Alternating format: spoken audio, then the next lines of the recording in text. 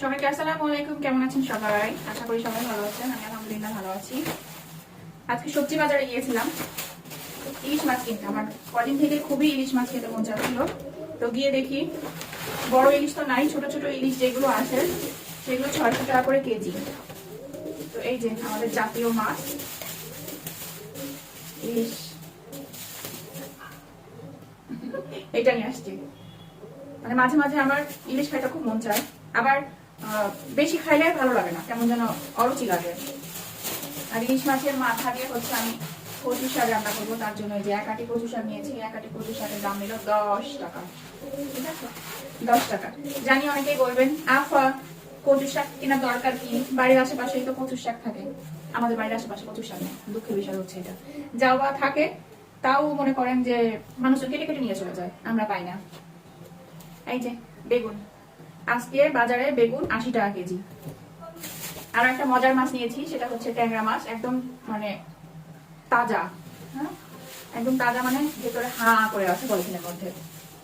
ট্যাংরা মাছগুলো হচ্ছে 130 টাকা করে পোয়া নিয়েছে, দেখেন একদম তাজা, কিন্তু পেটগুলো ফুলে ফুলে আছে, সম্ভবত ডিম আছে এগুলো পেটে।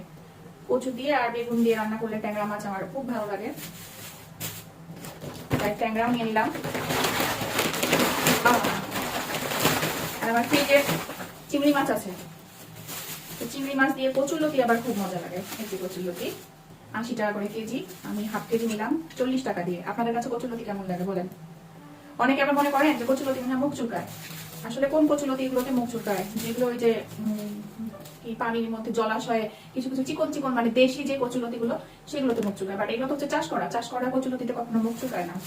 আমাকে সেদিন একজন বলছে কচুরলতি খাই না ভয়ে মুখ চুলকায়, তো তাই বললাম যে না, কচুর লতিতে এইগুলো চাষের লতি, চাষ করা লতিতে কখনো মুখ চুলকায় না। আর এই যে কচুর মুখী নিয়েছি, আমি হাফ কেজি নিলাম 30 টাকা দিয়ে।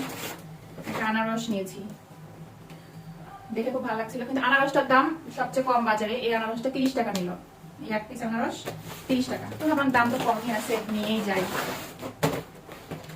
লবণ দিয়ে মাখাইলে ভালো লাগে। তবে আনারস খাওয়ার আগে আমার খুব ভয় লাগে, কারণ আনারসে আর দুধ খেয়ে হচ্ছে আমার একবার বিষ হয়ে গেছিল। আমি মানে আমার মা হচ্ছে মেডিকেল পর্যন্ত যেতে হয়েছিল, আমাকে নিয়ে অনেক কষ্ট করতে হয়েছিল। বিষ হয়ে যায়, আপনারা অনেকে জানেন হয়তো বা জানেন না, আনারস আর দুধ খাইলে বিষ হয়ে যায়। যারা যারা আবার অনেকে আছে প্রমাণ চায়, তো যারা যারা আবার প্রমাণ চান তারা আপনার নিজেরা খাবেন, কারোর কাছে প্রমাণ চাওয়া লাগবে না, তাহলে বুঝতে পারবেন আনারস আর দুধ খাইলে বিষ হয় কি হয় না। আর এই যে সবচেয়ে গরিব সবজি বাজারের মধ্যে, এক আটি 10 টাকা, সবচেয়ে গরিব লাল শাক। আর হচ্ছে কামরাঙা নিছি, যদি আমার কামরাঙা খেতে ভালো লাগে না। এই যে আমার বাচ্চার জন্য 2টা কামরাঙা নিলাম। এই 2টা কামরাঙার দাম নিল 20 টাকা, মানে 10 টাকা পিস। আর বাজার করতে গিয়ে এই যে 50 টাকা ফিরে নিয়ে আসছি। সাশ্রয় করেছি, সাশ্রয় কেন সাশ্রয় করেছি জানেন? কারণ হচ্ছে দাম দর করেছি, মেয়ে মানুষ তো একটু দাম দর করে কেনাকাটা করতে ভালোই লাগে। আর পেঁয়াজ রসুন এগুলো কিনি নাই, কারণ এগুলো আমার বাসাতেই আছে। আর পেঁয়াজের দাম আজকে জিজ্ঞাসা করলাম, দেশি পেঁয়াজগুলো 110 টাকা করে কেজি মূল্য, তো যেহেতু আছে তাই আর নেই নাই। আপনাদের এলাকাতে কেমন কি সবজির দাম অবশ্যই জানান। সবাই ভালো থাকবেন।